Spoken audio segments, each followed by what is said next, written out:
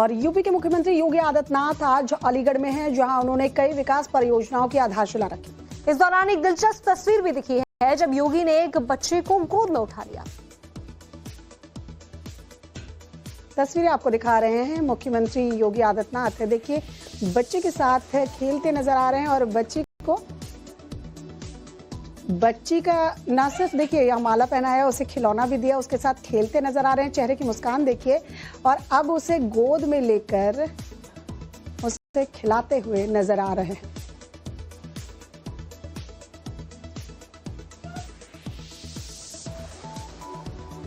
तब देखेंगे कि बड़ी ही खूबसूरत तस्वीर सामने आई है, जहां योगी आदित्यनाथ एक बच्चे को गोद में उठाए हुए हैं, उसे कुछ खिला भी रहे हैं और उसे बड़ा प्यार दुलार भी कर रहे हैं। और योगी आदित्यनाथ इस वक्त अलीगढ़ से लाइव बोल रहे हैं, सुनिए। इसमें जो 6 नोड इसके तय हुए थे, उसमें से अलीगढ़ भी उसका एक नोड है। अलीगढ़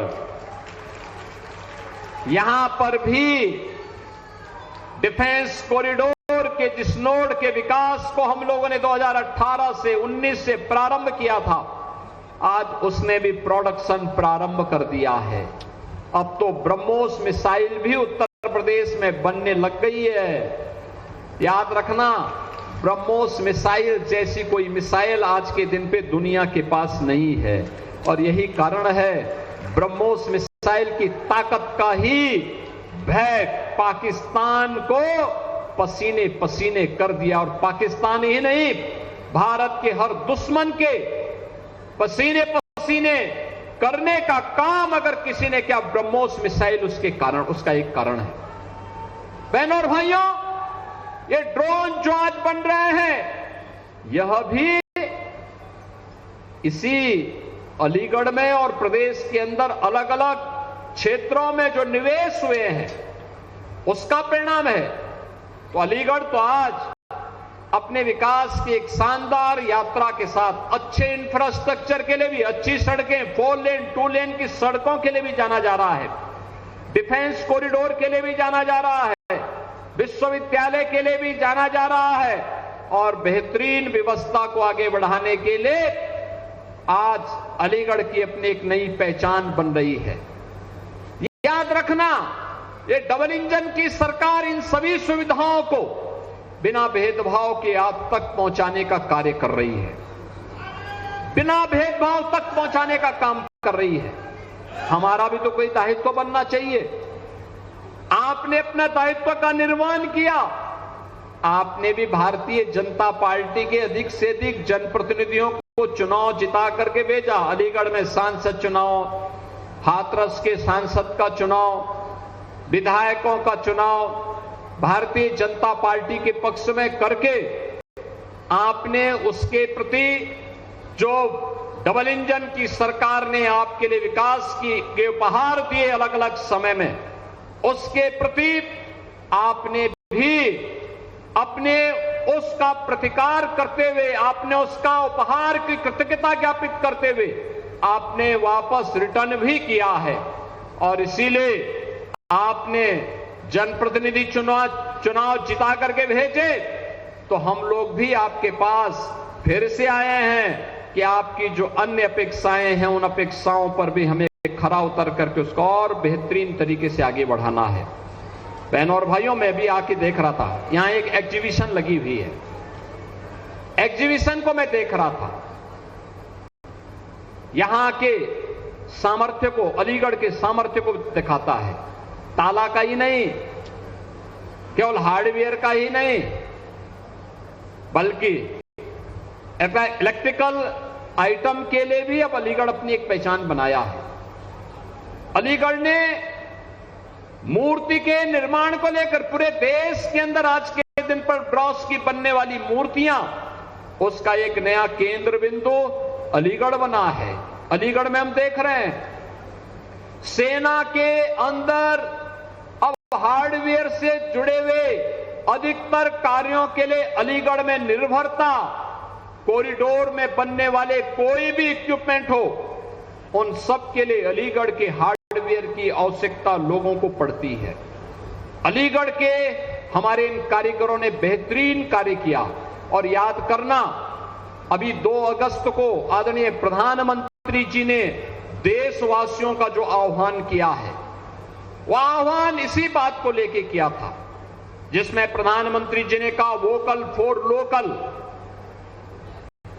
वोकल फॉर लोकल ये आदरणीय प्रधानमंत्री जी की उस परिकल्पना का आधार है जिसको वन डिस्ट्रिक्ट वन प्रोडक्ट के माध्यम से, एक जनपद एक उत्पाद के माध्यम से भारतीय जनता पार्टी की सरकार ने 2018 में प्रारंभ किया था। ये 2018 में प्रारंभ ये योजना आज देश के अंदर एक मॉडल बनी है। बहनों और भाइयों, हमारा ही पैसा अगर हमारे ही कारीगर और हस्तशिल्पियों के पास जाएगा, ये विकास का आधार बनेगा, समृद्धि का आधार बनेगा, प्रति व्यक्ति आय को बढ़ाने में निर्णायक भूमिका का निर्वहन करेगा। लेकिन अगर हमारा ही पैसा विदेशी हाथों में जाएगा तो विदेशी हाथों में जाने वाला वह मुनाफा याद करना आतंकवाद के रूप में, धर्मांतरण के रूप में, अव्यवस्था के रूप में, विस्फोट के रूप में भारत को अस्थिर करने के लिए भारत के खिलाफ ही इस्तेमाल किया जाएगा। और इसलिए आज की आवश्यकता है स्वदेशी।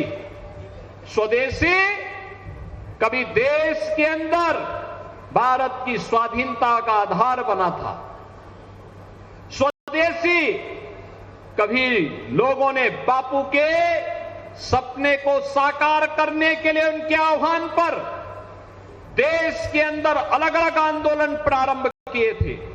और आज हमारी आवश्यकता है, हम भी अभी 9 अगस्त को रक्षाबंधन, 16 अगस्त को श्री कृष्ण जन्माष्टमी और इसके उपरांत पर्व और त्योहारों की एक लंबी श्रृंखला आएगी। 2 अक्टूबर को विजयदशमी है, इसके उपरांत फिर दीपावली आएगी, इसके उपरांत अन्य पर्व और त्योहार आएंगे।